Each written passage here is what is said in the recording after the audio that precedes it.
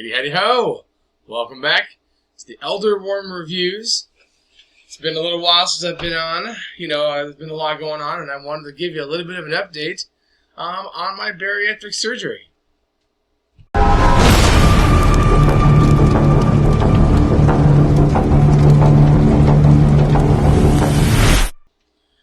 So this has been also a little bit of a blog for me, or a vlog, as some calling a video blog. And I've had some people reach out to me to let me know that they really appreciated the first video I did. And, well, to be totally honest, my camera broke down, and I had to wait for another one to get shipped to me. And so, but here we are. And so I thought I'd give you a little bit of an update. I'm going to try and do weekly to bi-weekly updates on my status from here on out. And so let's talk about the surgery. So the surgery went really well.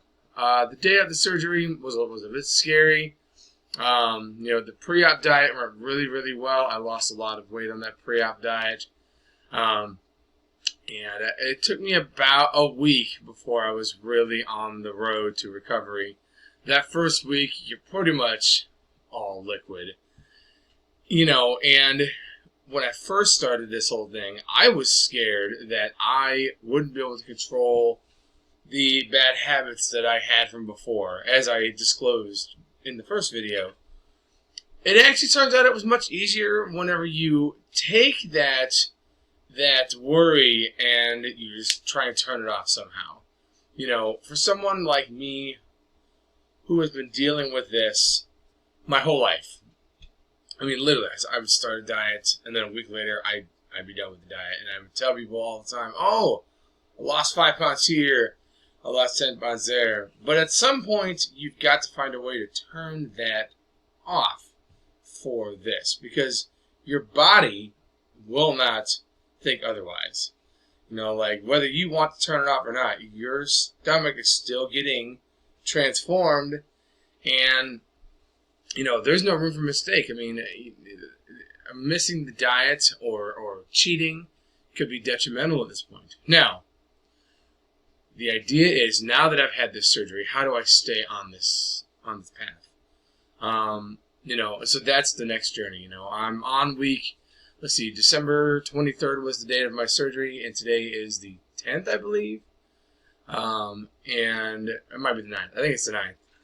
And so we're talking like 2.5 weeks out at this point, maybe 3.5. It's, time's been flying. So I'm at the point now where I can finally graduate into my first little set of foods. And so what I want to do here real quick is I just want to kind of talk about what the 3 weeks of dieting looked like after the surgery for those who are thinking about getting the surgery. So first week, it was all liquids. I had protein shakes. I had water, which you have to drink 64 ounces of water. If you don't drink 64 ounces of water, you can get dehydrated. It's actually the number one reason people have to go back in for issues involving them passing out from a headache, or they're feeling dizzy, things like that. That just spawns some dehydration because your body needs to water. And I actually experienced that the first week out. I was feeling pretty good, and I finally went out for the first time after the surgery, and I just had not had enough water that day, and I felt real dizzy, like I was going to pass out. As soon as I had some water, everything was back to normal. So, if you don't like water, you should find it within yourself to like water, because it is definitely your best friend now. It just so happens that I actually really like water. I'm a little bit picky. Fiji water myself, represent. But filtered water, absolutely suggested, is a great tool for you.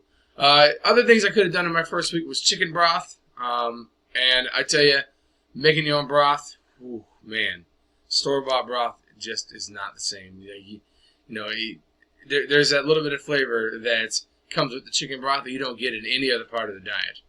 And interestingly enough, I found that especially in that first week, really learned to appreciate smells. Because you can, if someone is having, theater popcorn or something that is just delicious that you used to love to eat, try to take that sense of taste and turn it into a sense of smell. Appreciate the smell of it. And that for me helped. Of course, everyone's going to be different, but that was enough for me to say, even though I can't eat it, I can still smell it, and it still smells delicious. So after the first week, we added some things like cottage cheese. Oh, I never liked cottage cheese. I never have. I love cheese, but I never liked cottage cheese until this happened. Then I was all about cottage cheese. We also added in Jell-O. We would take Jell-O, sugar-free Jell-O. It has to be sugar-free. One thing you have to remember is that things that are acidic, too much sugar, and citrus can burn holes in your incision, and that's a crazy thing you don't want to have to deal with. And so very carefully we were using sugar-free Jell-O, and I'd mix in protein powder with it. And so that really worked out. As far as my shakes went, I stayed on those. I was able to add some other small things like ricotta cheese. That's not good. This is terrible. But little small things, baby steps. Pureed things, we tried baby food. Some of them were alright, some of them were not. You think it sounds crazy, but that's absolute pureed food. That's what babies have to eat. And this is, you're kind of restarting your system anyway, so it's not that out of the question. I just added some spices to mine, and a lot of them I can stomach just fine. So it's not too bad. Other things, sugar-free juices at that point. I could do that.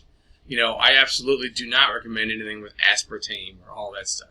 But Walmart actually has a brand of sugar packets like juice packets, and they're sugar-free. They got there's not a lot of really bad stuff in it. If you're going to do sugar-free juice, it's the best of the best. So I can do it. It's just fine. So, now, I stomached through week 2 basically doing cottage cheese a lot, and the water was a big thing. But part of what helped out, especially in week 2, and has been helping out in week 3 as well, is finding a way to separate yourself from your regular eating regimen. No eating after 8. Ever. You can only drink water after 8. You do breakfast, snack at like 10 o'clock or 11 o'clock, lunch, then a snack, and then dinner, and then that's it. I find that if I eat more than that, my stomach really doesn't like it, no matter when I'm eating extra food. And that's something that you have to get used to for the rest of your life. That's not something that's going to change. If you want to maintain the weight loss, I'm only on week 3 at this point, but I really hope that, and I know that with my support system now, that I will be able to maintain this. And that's another thing. If you're going to do this, don't be afraid to make sure that you have a support system. Even if you don't have anybody around you that you know of that is supporting you on this, reach out to your best friend. Reach out to somebody and say, "Hey, I just need some support. I need someone I can talk to about this. Someone that can hold me reliable to make sure that I'm following it." Because with bariatric surgery, you're fighting food addiction a lot of the time. And so that's really helped me out a lot. So to give an update on my weight, when I went into the pre-op diet, I was at 515. I am at 446 at this point. And so since the 23rd of December, we're only I started the pre-op diet 2 weeks before that on the 8th, and so today's at 1 month since the diet started, 2.5 weeks after the surgery. And so, I'm at about 70 pounds, and I'm still losing. But I think that, the next step is figuring out a way to get back into working out, because I was never good at it. I've tried, and I get on some semi-regimens. I've started by walking. You have to be careful, because, and I've got this from other witnesses, saying that the easiest thing you can do within a few months of surgery is create a hernia. It's a big thing. Your muscles are still trying to repair themselves. Your body's putting itself back together. And God forbid, if you got a hernia at any point during this process, it can set you back so far. You have to be careful. So there's a little bit of insight on what I've been through so far. I would say the process has actually been relatively easy. And I think that a lot of that's because it's like sticking to a script. You just don't vary from the script. Make sure you take your vitamins too. I'm taking Bariactric Provitamin for the protein. It's a multivitamin. I'm also taking a calcium supplement. And then there's a bunch of other little medicines that go with it.